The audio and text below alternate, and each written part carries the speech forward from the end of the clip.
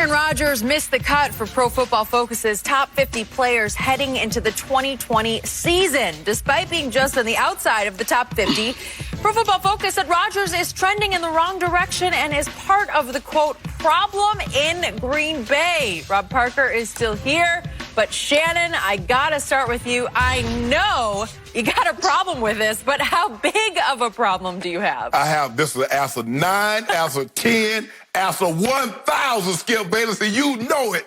This is utterly ridiculous, Rob Parker. Hold on. You mean to tell me there's 50 players in the NFL currently that are better than Aaron Rodgers? Last year, this is what I wrote this good. Rob, check this out. Aaron Rodgers became the first quarterback in NFL history to throw for at least 4,000 yards, more than 25 touchdowns, less than 5 interceptions, and he dropped off a cliff.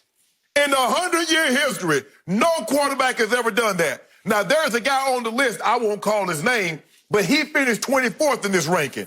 Aaron Rodgers had more wins, more touchdowns, higher completion percentage, more yards per attempt, higher QBR, fewer interceptions.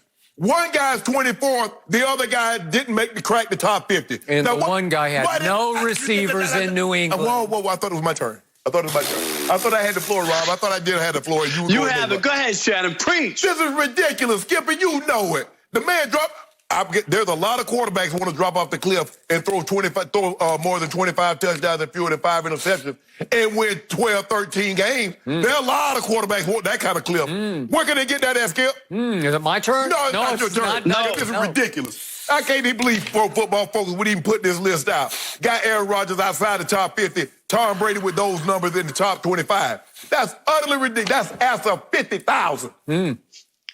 And the other part, too, that is so ridiculous is he's part of the problem. Do you remember, Shannon, when they got a new coach and LaFleur, and it was about Aaron Rodgers is hard to coach.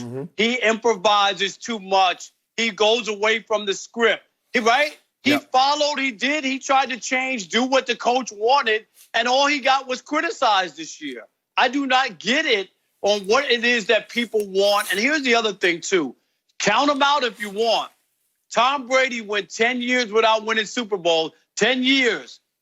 And Aaron Rodgers, I think it's 9 now since he went to that Super Bowl and won it. You can have a second win in your career, and Aaron Rodgers is still good enough and still young enough and athletic enough to be that. Even if you want to take a look at his numbers and say they're not the eye-popping numbers that he had when he was MVP, I don't know how you can look at Aaron Rodgers and not want him and think that he's a game changer in those moments. Go back to that playoff game when he was 8 for 11 or 8 for 12. Shannon, do you remember on third downs when they needed those passes to keep the chains moving when they beat Seattle? Do you remember that? Yep. Those are the plays that are the difference between making the playoffs and losing in the first round and advancing to the NFC Championship game. And you could say whatever you want. It was a bad matchup with the 49ers, and he had no time, and he was attacked and whatever. Yes, but make no mistake about it. The Packers aren't as good without Aaron Rodgers. They're kidding themselves if they really think they're going to win anything, and Aaron Rodgers is not going to be the main focus and the guy involved. I am enjoying this topic very much. I bet you because my response to both of you is simply this. Okay. I'm giving you the Michael Jordan Portland response. Like, I've been trying to tell both of you this for 3 long years. His stats are in decline for 3 straight years. He had his lowest QBR of his career this past football season. He had a 54. It ranked 18th in the National Football League. His completion percentage, it's a big stat, important stat, ranked 23rd this past football season. That was the second lowest of Aaron Rodgers' career. It has been slapping both of you right in the face, but you won't listen to me. You got to listen now to Pro Football Focus, which in its capsule explaining why it didn't put Aaron Rodgers in its top 50. Top 50. It says Aaron Rodgers has become ever more evidently part of the problem in Green Bay. And his own team spent the offseason laying plans to minimize his role in 2020 and replace him beyond that, obviously, with Jordan Love. It's case closed. Who did I tell you was the MVP of the 13-3 Packers last year? It was the other Aaron. It was Aaron Jones. Look at the numbers he put up in the biggest games they played last year. Aaron Jones had 154 yards rushing at Minnesota, arch rival. He had 116 yards rushing against Minnesota at Green Bay. At Dallas, he destroyed my Cowboys with 107 yards rushing, 4 rushing touchdowns, and caught 7 passes for 75 yards. At Kansas City, he only rushed for 67, but he caught 7 passes, did Aaron Jones, for 159 yards. Who threw him the ball? He threw the ball to himself? Who flipped him the ball? Basically handed him the ball on little flip passes, little dinks and dunks. That's what Aaron Rodgers made a career out of. He was dinking and dunking. Rob Parker, Aaron Rodgers completed only 52 20-plus yard passes. Those are called big pass plays. That's his worst since 2008, and his completions on deep throws was his worst since 2009. And we're the receiving core that he has. He had Devontae because this is the argument. Adams. I think Devontae Adams is like at least a top 10 receiver. He had Jimmy Graham, who came up big in that Seattle playoff game. Jimmy caught one pass. Skip, stop it. It was big. It was the pass in that game, right? Skip, you know that's the argument you used for Tom Brady's season, is that he didn't have anybody. Devontae Adams was even hurt for about 4 or 5 games during the season, Shannon. You know that. Yep. Who did he have? Scantling, pretty good. Football. That's what Matt LaFleur wants to do. He actually, wait a second, Aaron actually had a wide open Darius Shepard, the rookie from North Dakota. He was wide open in the end zone against the Eagles. I needed it so badly for my Cowboys. And Aaron says, I can't see you. You're standing wide open because they blew the coverage. I'll force it to the double covered Scantling at the goal line, and it will get tipped into an interception that ended the football game. Way to go, Aaron.